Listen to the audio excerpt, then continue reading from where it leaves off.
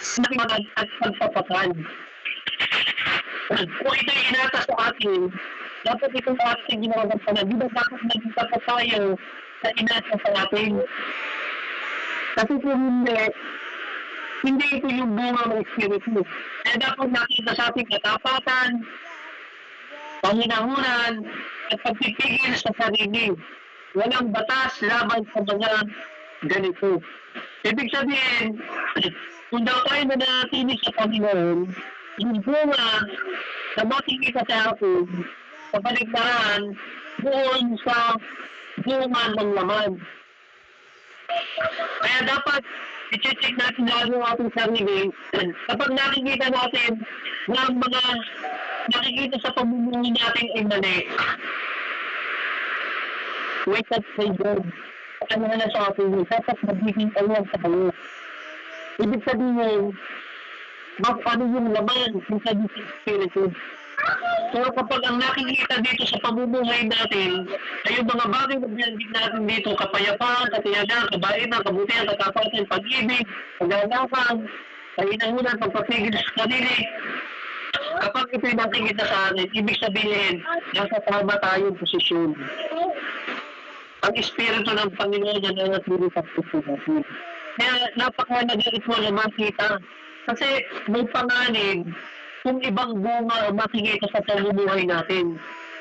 Kasi napakahalaga tayo, pinag-usapan na hindi naman yung salitang born again, yung gumagong buhay, dapat pinag-umawakan natin at nakikita sa ating pamumuhay. Kaya minsan, sinasabi ng ibang mga tao, ganyan daw mga born again. Diba? Kahit isa lamang gumawa, pero generalize kung magsabi yung mga tao. Kasi nga, napakahalaga ng ating tutuling. Pero makikita nyo kapag kasay nito, kapag vision of Jesus, pag gumawa ng ito, parang normal lang. Parang hindi big deal. Pero tayo, bilang mga Kristiyano, kapag gumawa ng mali, big deal para sa kita. Kaya napakahalaga na maging maingat tayo sa ating mga sasalitain, sa ating gagawin, sa ating mga pagpulos. Kasi may mga taong dito sa atin, kasi ang taas ng expectation nila sa atin bilang mga tao na kaya ng Diyos. Kaya sa buhay natin, dapat lagi natin tinitignan. Ano pa ang pwede? Kapag tayo nanangatili sa Panginoon, sabi ng Diyos, ano man ang ating hiningin? Ibig sabihin, open heaven. Ano man ba yung ating hiningin sa pangalan ng ating Panginoon Jesus? Ibibigay ng Diyos. Kapag ka ang ating hiningin ay kalooban ng Panginoon, paniwala kayo, Patrick, Lisa, ibibigay ng Diyos yung ating hiningi sa Kanya. Kasi pala yung bonus pala yun kapag tayo marapili sa Panginoon. Ibig sabihin, yung pagsabi ng Panginoon napakabilis kapag tayo marapili sa Panginoon. Kaya, sa atin bilang mga mananampalataya ng Diyos, kahit na anong yung pagdaanan natin, kahit na anong pagsubok ng ating mga maranasan, mga pagdito sa Panginoon, lagi tayong manatili sa Diyos. Lalong-lalo na ngayon, tayo nasa uling panahon na. Nalalapit na yung pagbabalik ng Panginoon. Ang mundo'y pasabayan at pasabayan. Hindi na natin alam kung sino nagsasabi ng totoo o hindi. Hindi na natin alam kung sino yung totoong Kristiyano o hindi. Kasi nakikita natin, ibig sa social media, ibig sa iba't ibang mga tao, nakikita natin yung pamumuhay nila, the same din. Katulad ng pamumuhay ng mga taong walang pakit sa Panginoon. Ngayon, sa atin, bilang mga mananampalataya ng Diyos, ito'y paalala sa atin ng ating Panginoon. Katulad ng sinabi niya, yung puno at uba at tayo mga sanga. At ang tagapag-alaga, walang iba kundi ang ating kamay na sa langit. At kung ang sanga na hindi nabumunga at hindi nakadikit sa puno, anong gagawin ng tagapag-alaga? Puputulin at susunugin. Ganyan ang mangyayari sa atin bilang mga Kristiyano kung tayo ay magpapatuloy o lalayo sa ating Panginoon at hindi tayo makakapagbuhay. Kaya sa atin, sa mga kapatid nyo, sa pamilya mo na dati nakakilala sa Panginoon, dapat huwag tayo papawag na sila ay hindi makakabalik sa Panginoon. Kasi alam natin kung ano yung panghinat na nila kapag dumating ang ating Panginoon. O kaya, kung dumating yung pagkakataon na mapahamak sila isang araw, alam nyo, ang laki at ating pananagutan dito. Sabi na mga mga tayo ng Panginoon, ito ay paadala sa atin bilang mga tayo ng pantayan. Alam nyo, kahit minsan may mga pagkakataon na masama ang pakaramdam namin, pero sinisikap pa rin natin na magkaroon ng gawain. Isa lang dito, bakit? Hindi naman natin ginagawa sa tao lang. Ginagawa natin ito sa Panginoon. At kung ano man ang ating mga nararamdaman sa ating mga katawan, dahil kilala natin ang Panginoon mula sa kanyang mga salita kung sino siya, hindi tayo mangangamba na lagi natin usahin siya at lagi natin siya bigyan ng pagpapalabas sa atin bilang Panginoon at pagpapagligtas. Kaya sa ating bilang mga mananampalataya ng Panginoon, ang gusto ipanglawan ng Diyos dito, manatili lagi tayo sa Panginoon. Ang tayo dito tayo sa Panginoon. Piliin natin lagi na tayo ay lumalim at lumago mula sa salita ng Diyos. Hindi lamang araw ng Sunday tayo nakakapakinig ng salita ng Panginoon. Hindi lamang may Bible study tayo, saka lang tayo nakakapakinig ng salita ng Panginoon. Even kahit araw-araw, dapat sikapin natin sa kapitang tulad na lagi natin narinig ang salita ng Panginoon. Pagsikapan natin ito. Kasi ang magbibenepisyo nito walang iba kung tayo, ibig ang ating pamilya. Hilingin natin sa Panginoon, Lord, kung dumarating man yung pagkakataon, tumisan yung sanga, ituting natutuyo. Ang Panginoon naman, nakadyan siya, handa tayong alagaan ng Panginoon. Ang kailangan lang natin, intentionally sa puso natin, na handa tayong magpaalala sa Panginoon. Na handa nating ipakayos ang ating mga sarili sa Diyos. Na handa nating muling ipasabot ang ating buhay sa Panginoon. Kasi sa Diyos, alam ng Panginoon naman ang ating mga puso. Kung naman ang ating puso, ang puso ng puso natin, gamitin tayo ng Panginoon, buhay tayong lumalim sa Panginoon. Lahat ang ibigay ng Diyos yan. Kasi kalooban ng Panginoon yan. Ang kailangan lamang natin, sumakbang tayo. Ipakita natin sa Panginoon kung gaano natin siya kamahal at kung gaano kauntunpad ng Panginoon sa buhay natin. Isang araw makikita natin na resulta dito. Hindi lamang pagpapalang pinansyal, hindi lamang pagpapalang pisikal, higit sa lahat, pagpapalang spiritual ay magawa ko natin. Amen? Meron tayong patuloy po yung ating paralan.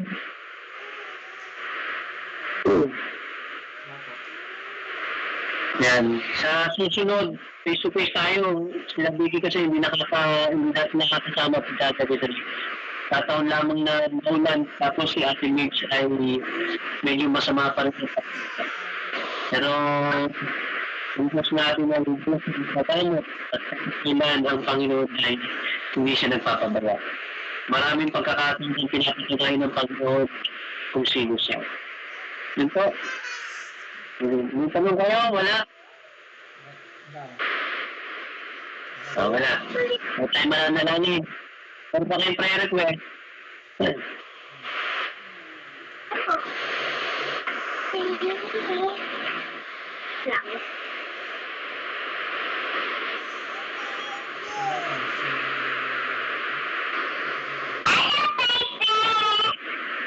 At lakas mo. Ayun.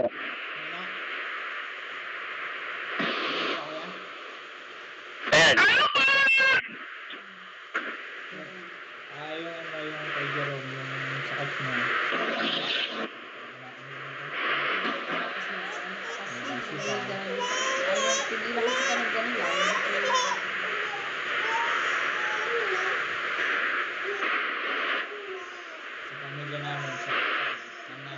Ah,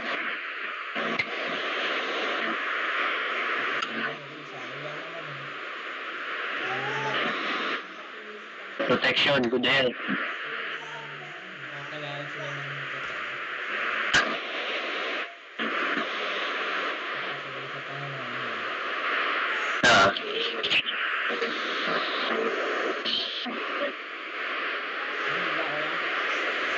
okay na. Sige, tayo po ay manalangin. Hallelujah, let us pray. Dakilang Diyos sa matatanggapin sa lahat, pinupurit namin sa gabi mo. Ikaw ang aming Diyos na dakila, tapat, noon, ngayon, magpakilanman. Kailanman, hindi ka nagbabago, hindi ka nagkukulang Panginoon. Sa kabila, Panginoon, na marami kami mga pagkukulang sa iyo. Sa kabutihan, sa papapa mo, Panginoon, ay patuloy ng pinandarama mo sa amin bilang iyong mga anak. Lord, humingi kami na kapatawaran. Linisin mo po aming mga puso. Kaya mo po, Panginoon, hindi mo kami gamitin, hindi mo po ilagay sa aming puso, alam ng pagmamahal sa sunod sa iba. Naniniwala kami, Panginoon, na yung mga salita na aming kapakinggan sa Panginoon. Ito po ay nagrema sa aming mga puso. Lord, tulungan mo kami na humakbang sa pananampalataya at pagsunod sa iyo. Lord, dinatas ko po sa iyo ang pamilyang ni Patrick, ni Kisa, sa kanyang mga anak. Hinihiling ko namin yung protection, pag-iingat mo sa kanila, yung good health, ilayo mo po sila sa mga kapamatan, ibig sa mga karamdaman, lagi sa mga tao mag-iikot sa kanyang masama. Lord, patuloy mo silang pagpanain, patuloy mo silang gabayan, patuloy mo silang samahan, Panginoon. Nawa lumalim sila sa pananampalataya sa iyo. Ilagay mo po sa puso nila yung desire, Panginoon, sa pagsunod sa iyong mga kalooban, Panginoon. Lord, ikaw po nakababatid na kalang mga puso, Panginoon. Ibigay mo po yung desire na kalang mga puso. Lord, tunay nga sa ilaman po namin kinutuwala ang pamilya nito. Good health, Panginoon. Putin po yung pamilya niya, Panginoon. Yung kanya po mga magulang, Panginoon. Yung kanya po kapatid, kaya mga tiyahin, buhay, Panginoon. Sa mga pisan, Panginoon, hindi po namin yung kaligtasan sa buhay po ng Patrick. Ibig na Risa, Panginoon. Kaya mo po, O God, ikaw lamang ang patuloy na bumabay sa kanilang buhay. Lord, yung provision mo sa kanilang mga pangailangan ng pagkaloob mo po, O Diyos. Lord, sa ilaman po namin, O Diyos, ito pinituwala. Tanging ikaw lamang, Panginoon, at aming Diyos. Kailanman ang hindi nagpapabayad ng kukulang, Panginoon. Lord, salamat po, O Diyos. Salamat po sa iyo, Panginoon. At inihiling po namin sa pagmamahal ni Patrick, lagi mo siyang iingatan, balitan mo po siya ng bagtubo, hindi po sa sakyan po niya, na pinagamit. Nawa, lagi mo siya pagkamaan, at iingatan, lalo niya sa grasya, Panginoon. Lord, lagi mo po siya sa kanan. Lord, sa iyo po namin pinitiwala ang buhay niya, Panginoon. Lord, salamat po sa iyo. Salamat, Panginoon, kapatid mo rin sa Marida, Panginoon, Marayan, Panginoon, siguro siya, Biddy, Panginoon, Marita, Panginoon, Maria, no, sabi ko siya na Rowan, magulang po na, mabagal mo po sila. Kaya mo po, Panginoon, sila makapalimpalik sa iyo. Lord, gamitin mo po, Panginoon, ang pamilyang ikaw, Diyos, upang yung kanilang mga mga hindi lang magmapit sa iyo, Diyos. Sapagkat napakahalaga, Panginoon, na kami masumpungan mo, Panginoon, na kami ay nasa sa iyong piling, O Diyos. Sapagkat kapahamakan kung kami, Panginoon, ay mapapawalan sa iyo. Kaya, Panginoon, kami sama-sama, Panginoon, na namin para po sa pamilya po nila, Panginoon. Lord, maraming salamat po. Pati din po, Diyos, sa akin pong pamilya, sa akin pong asawa si Dave, Panginoon, sa akin mga anak, si Faith, si Denise, si Liz, si Liana, si Samson. Lord, balutan mo kami ng iyong balutan. Protektahan mo kami, ingatan mo kami. Ilayo mo kami sa magkapangpakan. Ilayo mo kami sa magkaramdaman. Ibig sa mga tao mag-isip sa amin na masama. Lord, lagi mo kaming gabayan. Gamitin mo kaming mightily. Nawa yung ministry pinagkatuwakan mo sa amin. Magkapan na namin ito katapang kami. Masubukan mo sa puso namin yung alag ng pagmamahal sa iyo, God. Lord, i-bless mo po yung aming pamilya. Mag-provision mo po, Panginoon, sa aming mga pangailangan. Because po, Diyos, sa iyong pagkamay, Panginoon. Lord, salamat po. Tulong po yung pakaramdam mo yung babes, Panginoon, panalakit na kanyang po ulo, na kanyang bato, na kanyang magikat, katawan, kasanhi, Panginoon, may ugat niya, Panginoon. Lord, ikaw ang aming Diyos sa mga gamit. Hindi kami nararambang. Ikaw po, Panginoon, ang maghahawak ng ating buhay. Maraming beses mo na po tayo kung sino ka Panginoon sa buhay po na po. Kaya mo po muli o paralas mo po yung himala. Magaling ng Panginoon sa ngayon sa Diyos. Lord, bigyan mo po siya ng maalis sa pagtulog. Bigyan mo po siya ng maalis sa pagkabugan. Lord, nawa po bang hindi na gamot, even po yung kanyang mga kinakain. Gamitin mo o gusto itong instrumento upang maranasan niya ang galing ng nagmula sa iyo. Lord, nananampalataya kami sa iyo. Lord, nakikita mo po sa pagkakas namin. Wala kami nagbabasa kung ginagin po ng ito sa buhay. Kaya o Diyos, sa oras mo po sa buhay, sabi mo po sa inyong salita, ano mo po yung aming hiningin sa iyong pangalan, ay iyong pagkakalaw, Panginoon Jesus. Panginoon Jesus, lumalapit kami sa iyong Panginoon. Dinggin mo po ang aming pong panalangin ng God. Walang imposible kayo, Diyos. Salamat po, Panginoon. Gawa tahanan ko, susunod lamang wala sa pagkakalaw. Lagi mo pong balutin yung balutin ko, Diyos. Lord, salamat po. Pagkakalaw mula kay nanay. Pagkakasali ka, pumela, kiki, kiki, Mapupoli, kiki, Romel, kay Jed, kay Shamel, bless mo po sila, protekta mo sila, Panginoon, ingatan mo po sila, ilayo mo po sila sa namang kapamakan. Yung mga minister yung pinagkatuwanan mo sa kanila, maganda na nila ito may katatantan. At iniinin ko po sa iyo, Panginoon, yung patnubay at pagsama mo, laging gumabang sa buhay mo sa Panginoon. Lord, even sila ng Panginoon, sino yung dawag mo po sa kanila. Kaya mo po yung gamit na kanyang iniinom. At pagkain pa mo, gamitin mo itong instrumento upang bumungit, Panginoon, yung kanya pong pag-recover, Panginoon, sa kanyang stroke, Panginoon. Lord, walang imposible sa iyo. Ito sa inyo, Panginoon. Tanging sa iyo lamang kami yung magbasa sa Panginoon. At even po, Diyos, ang hindi po sa kasasahan mo, gamitin mo siya mightily. Ano ito po siya, Panginoon? Lagi mo siya sasabahan. Lagi mo siya papatubayan, Panginoon. Sa lahat ng kanyang gagawin, laging kalooban mo lamang magawa niya, Panginoon. Nawa ang pag-ibig mo, Panginoon, lagi mo pong panatuloyin sa puso niya, O God. Lord, salamat po sa iyo. Hindi po mga kapatiran namin. Kaya kapwa namin higos, pagpalain mo po sila. Protektahan mo po sila. Talaguin mo sila sa pagbubuhay. Lagi mo siya magsasapangan. Lagi mo po ilalagay sa puso nila yung galak sa pagbubuhay sa iyo. Panginoon, tumawag ka na maraming mga mahal ng pangkaya. Mga leaders, Panginoon, na tapat na andun sigurad sa iyo. Hindi lamang mga simple tao. Even mga professional, businessman, mayayaman, politician, kabayan ng dito, karating bayan, at tunay nakikilala at sasampalataya sa iyo, Panginoon. So, ito po yung aming hingin sa iyo. Walang imposible sa iyo. At maging po yung pagpapatayo na inyong tahanan. So, patuloy na yung pagpalain. Yung provision ng patuloy yung pagpalain. Lord, tulungan mo kami na matapos po namin ang iyong tahanan upang kami po yung makapanambahan dito sa Diyos. Lord, sa iyo po namin tinitiwala na ito. Walang imposible sa iyo. Panginoon, maraming salamat po sa iyo, God. Kaya, oh God, kung wala lahat ito, ikaw lamang aming papantahin, ikaw lamang aming lalakilain, ikaw lamang aming pupurihin, sapagkat ikaw ang aming Diyos, God. Tila, tapat, noon, ngayon, at magpakailangan. Maraming salamat po sa iyo, God. At nawa sa gabi ito, buka mo kami na matay sa pagsulong sa Panginoon. At hindi din namin kinakalimutan na kami sa Santo Diyos. Panginoon, nakikita mo ang sitwasyon ng aming bansa. Panginoon, abangan mo po ang aming bansa. Lord, hayaan mo po, Panginoon, yung gawa ng mali. I-expose mo po, Panginoon. Gawa po, Panginoon, yung nangyari sa corruption, Panginoon, sa pag-control, Panginoon. Ma-expose, Panginoon, kung sino yung mga tao, mga politiko, na kung saan gumawa ng mali, Panginoon. Lord, bigyan mo po ng kaputunan, yung nag-imbis na mga siniglo, mga siniglo, lalo ng aming pong Panginoon. Hindi po yung hindi mga nag-imbis na Panginoon. Lord, lagi mo pong babayan, Panginoon. Lord, sabahan mo po ang aming Panginoon. Bigyan mo po siya ng wisdom natin sa understanding, kung ano pamahalaan niya ng tapat, na maayos ang pambasang Pilipinas, Panginoon, na nalayo sa iyo, Lord. Pagdalaw po siya ng mga tamang tao, nakapaligid sa kanya, na mayroong tunay na malasakit at tunay na panindigan sa kami sa kanya. Lord, kayo po namin pinipilala. Kapag kami po siya, hindi po pamilya po niya. Bigyan mo po siya ng lakas, Panginoon, at labing ang ingatan sa mga taong mag-iisip sa kanila masama, Panginoon. Lord, maraming salamat po.